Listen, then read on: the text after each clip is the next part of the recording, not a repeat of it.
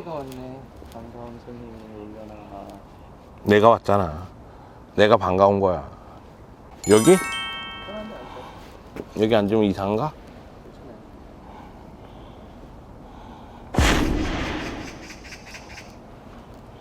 앉지 말라는데? 오늘의 K리그 구독자 여러분 안녕하세요. K리그를 사랑하지만 승부 예측에 너무나 약한 축구 해설가 송영주입니다.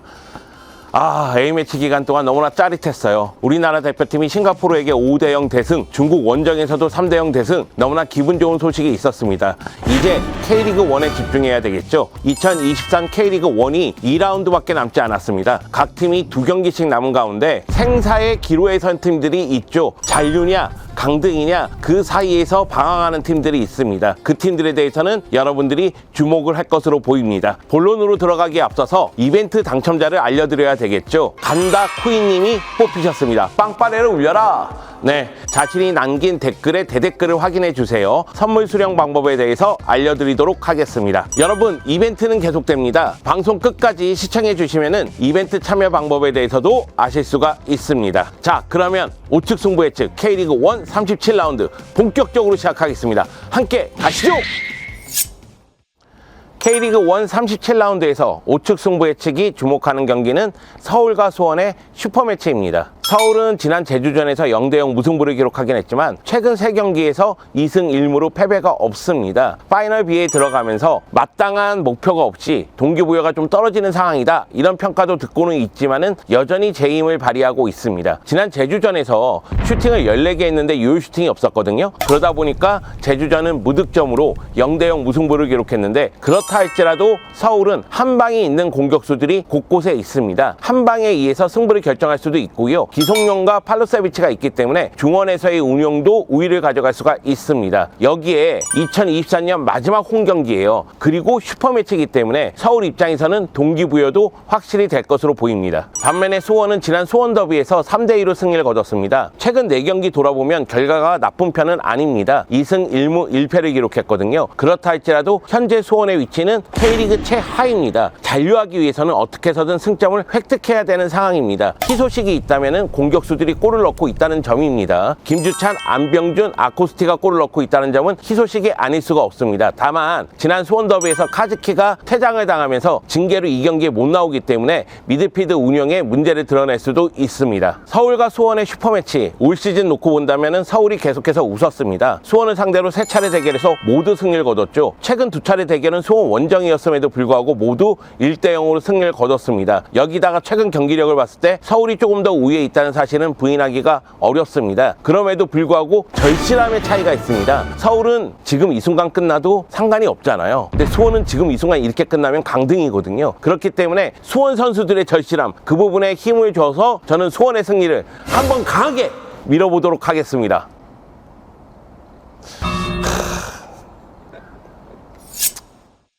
인천과 울산이 맞대결을 펼칩니다. 인천 최근 분위기가 좋지 못합니다. 지난 전북전에서 1대1 무승부를 기록하긴 했지만 최근 3경기에서 1무 2패를 기록하고 있습니다. 실점수가 적지 않아요. 7골을 실점했거든요. 수비가 나름대로 안정감을 유지하고 있었는데 이제는 흔들린다는 거죠. 여기에 무고사, 제르소, 신진호, 이명주가 부상입니다. 그러다 보니까 인천이 최근 좀 어려움을 겪고 있는데요. 울산은 이야기가 다릅니다. 울산은 지난 동해안 더비에서 주민규의 결승골을 앞세워서 3대2로 승리를 거뒀습니다. 울산도 주춤하긴 했었는데 최근에 득점포가 가동이 되면서 승리를 챙기는 모습이 나오고 있습니다. 여기다가 울산 같은 경우에는 아마도 주민규 득점왕 밀어주기 또는 자존심 회복, 이런 부분에서 울산은 힘을 발휘할 것으로 보입니다. 울산이 최근 인천과의 10차례 대결에서 패배는 1패밖에 없더라고요. 울산의 승리를 예상하도록 하겠습니다. 제주와 대전이 만나는데 이 경기 예측하기 너무 어려운 경기 같아요. 왜냐면 제주 같은 경우에도 최근 분위기가 안 좋은데 대전도 올 시즌에 돌아보면 화끈한 승리를 거두는 경기가 그렇게 많지는 않았거든요. 그럼에도 제주는 수비 쪽에서 안정감이 조금 더 높아졌어요. 그러면서 끈끈함을 좀 유지하고 있는 듯한 느낌을 주거든요. 반면에 대전은 지난 강원전에서 0대1로 패배하면서 최근 7경기 만에 패배를 당했나? 그런 상황입니다. 그렇다 할지라도 티아고가 폭발하느냐 폭발하지 않느냐에 따라서 득점력이 좀 달라지는 것 같습니다. 티아고 입장에서도 주민규하고 득점왕 경쟁을 하고 있기 때문에 골 욕심을 낼 가능성이 크지만 최근 제주 원정이 쉽지만은 않기 때문에 이 경기는 양 팀이 무승부를 거둘 거라고 예상을 합니다. 전북과 광주가 만납니다. 사실 올 시즌 전북을 돌아보면 기대만큼의 성적을 거두지 못했죠. 현재 4위에 위치하고 있는데 5위 인천의 추격이 매섭습니다. 그렇기 때문에 이 경기에서 전북은 반드시 승리를 거둬야지만 다음 시즌 아시아 무대에 이름을 올릴 수 있을 것으로 보이거든요.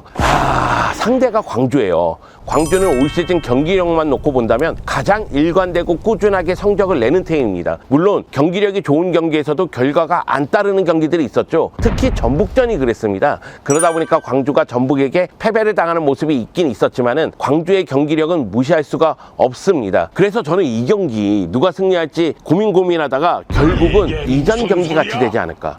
광주가 경기 내용과 경기의 주도권을 갖고 가지만 결과는 전북이 가져가지 않을까, 그런 생각을 했습니다. 그래서 전북의 승리를 예측해 보도록 하겠습니다.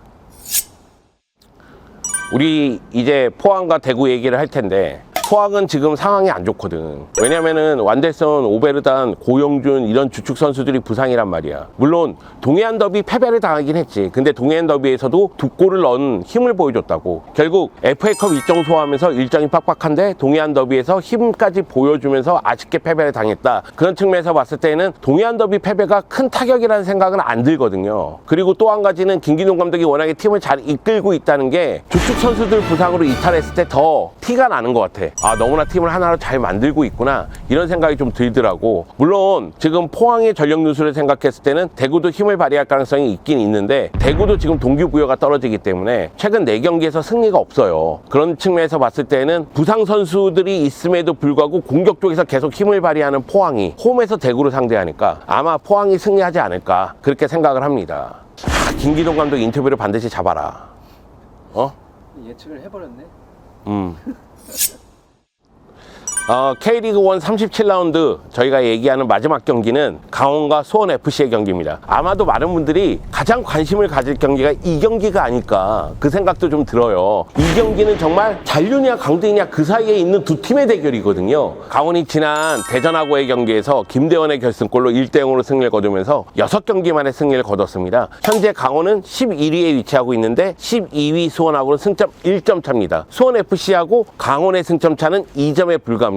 강원이 수원FC를 잡으면 강원이 10위로 올라가게 되는 거죠. 그렇기 때문에 이 경기가 매우 치열한 가운데 강원은 어느 정도 분위기 반전에 성공을 했어요. 반면에 수원FC 같은 경우에는 최근 7경기에서 승리가 없습니다. 공격은 계속 힘을 발휘해요. 그런데 수비는 계속해서 불안하단 말이에요. 제가 수원FC 수비 불안에 대해서 시즌 내내 얘기하지 않았습니까? 근데 이것이 해결이 안 되고 있단 말입니다. 강원이 지난 대전하고의 경기에서도 슈팅 숫자라든가 유효 슈팅 숫자가 적지 않았거든요. 그만큼 공격 쪽에서 적극성을 띈다는 이야기고, 그리고 선제골이 들어가는 그 순간부터는 수비적으로 임할 가능성이 크죠. 결국 수원FC 입장에서는 이 경기를 대량 득점 경기로 가져갈 필요성이 있어요. 반드시 선제골을 넣고서 경기에 임할 필요성이 있다는 겁니다. 여러 가지 측면에서 봤을 때 저는 그래도 강원이 더욱더 위기에 처해 있기 때문에 홈에서 수원FC를 잡지 않을까, 강원이 승리하지 않을까 생각을 합니다.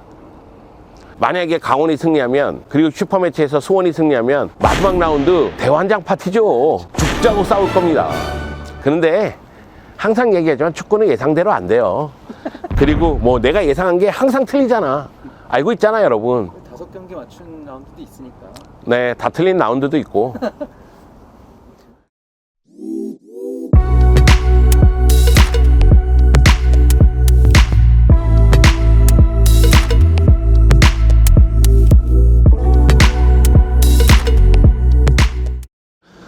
자, 이렇게 K리그 1 37라운드 6경기 예측을 마치도록 하겠습니다. 여러분도 승부 예측에 도전해 주세요. 유튜브 오늘의 K리그에 오셔서 제 영상 밑에 저랑 똑같이 K리그 1 37라운드 6경기를 예측해 주시면 저보다 한 경기 더 맞추신 분, 2경기 더 맞추신 분, 아니다, 한 4, 5경기 더 맞힐 수도 있구나.